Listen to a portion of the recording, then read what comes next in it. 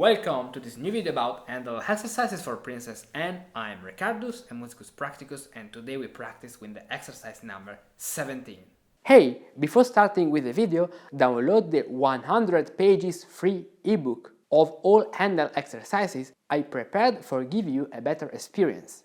In this ebook you find all the exercises with the bass alone, all the exercises on a keyboard tablature, that means you can do every exercise in writing, some tips that can be useful for doing well the exercises, and a possible realization of each exercise. Download it for free by the link in the description. Well, in this exercise, the 17th, we practice with the suspension 9/8. This suspension, because it is a suspension, it works like a suspension should work. So watch the video about suspension 4/3, about the suspension 7/6, and the video I made on my YouTube channel in the composition trick series about suspensions in general. Okay, so this suspension is really used on a bass line that is the Romanesca. Let's play this example.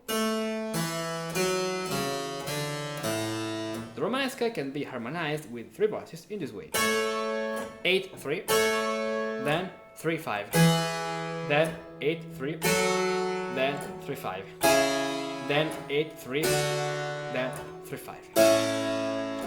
Let's play it. Right, but if we play the second voice, in this case the middle voice, because we can also play the previous harmonization not with 8/3 but with 3/8, inverting the two upper voices in this way. The previous is better because we have 3 and 5 as external consonances and not octaves that are not so sweet. Okay, and if I enter with the middle voice after the half of the bass, I can play the suspension that, thanks to the movement of the bass, are 4/3, then 9/8, 4/3, 9/8, 4/3. So let's play it with three voices.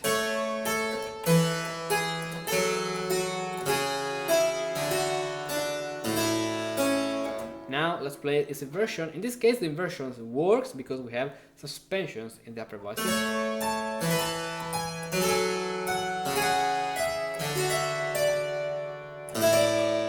So what I said before, that if we have octaves, so this position without suspension is not so good as the previous one. In this case, because of the dissonances, the top voice is more interesting.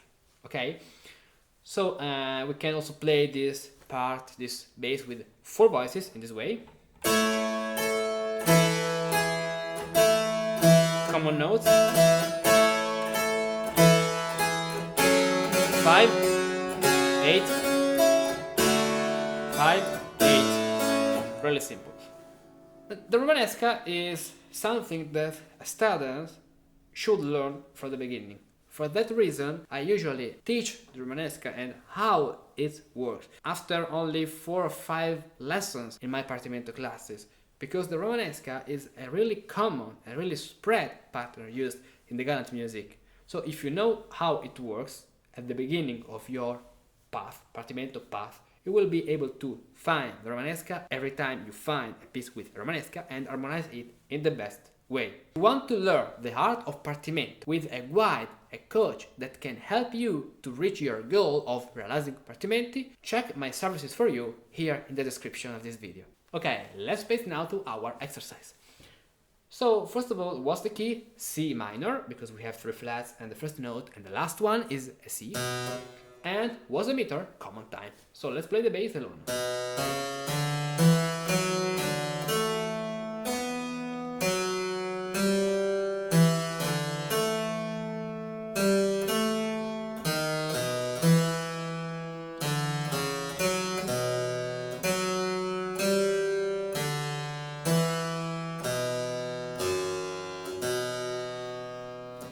Good.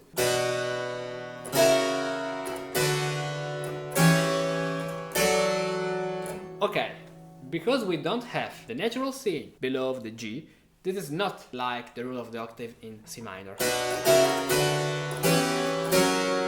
Okay, so for that I play the 3 notes like the rule of the octave. I made a video about the rule of the octave.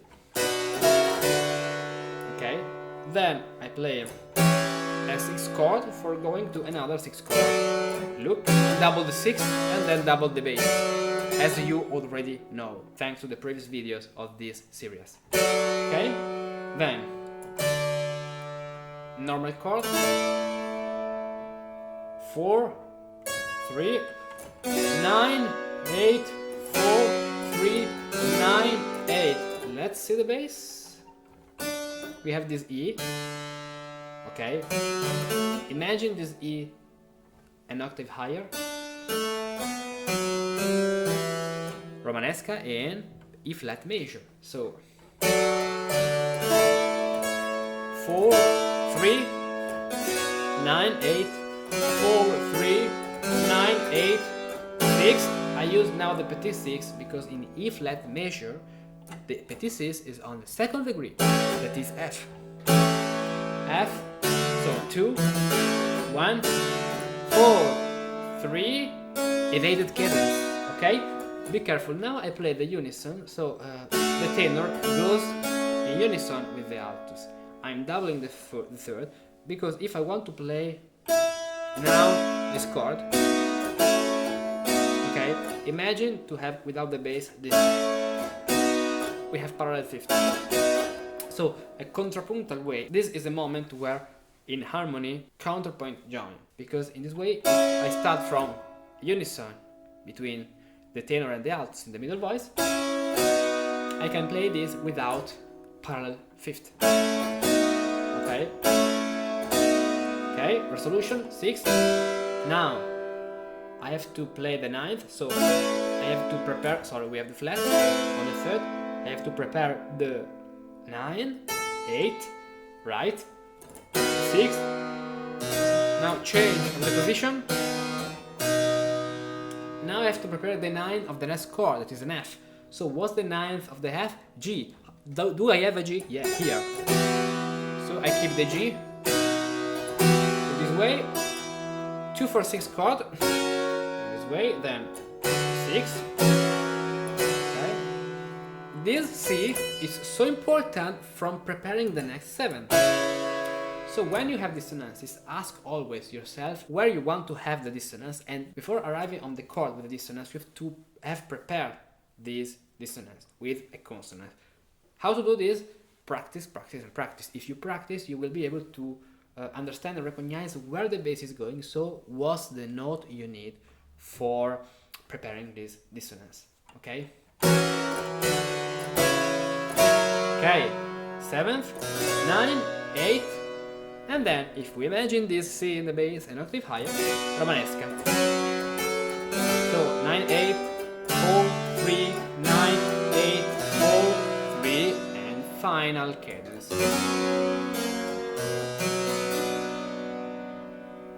Good, let's recap and now this exercise from the beginning.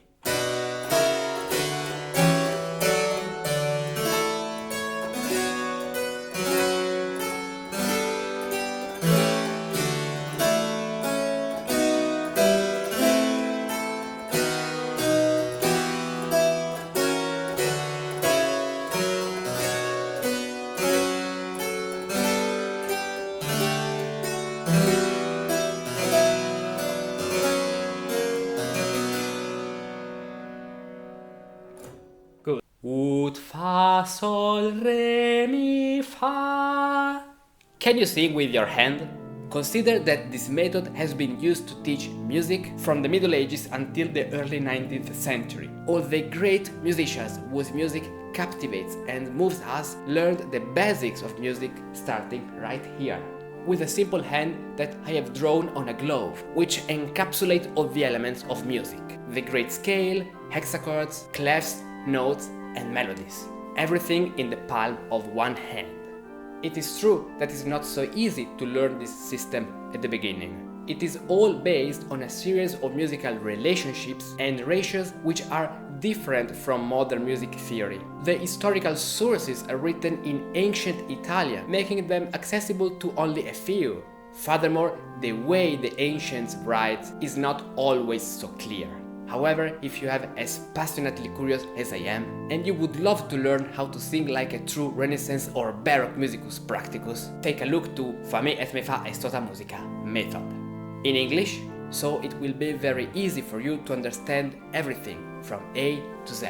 13 stages that are well organized and ordered. Start from stage 1 and gradually progress to stage 13, following the step-by-step order proposed in this journey.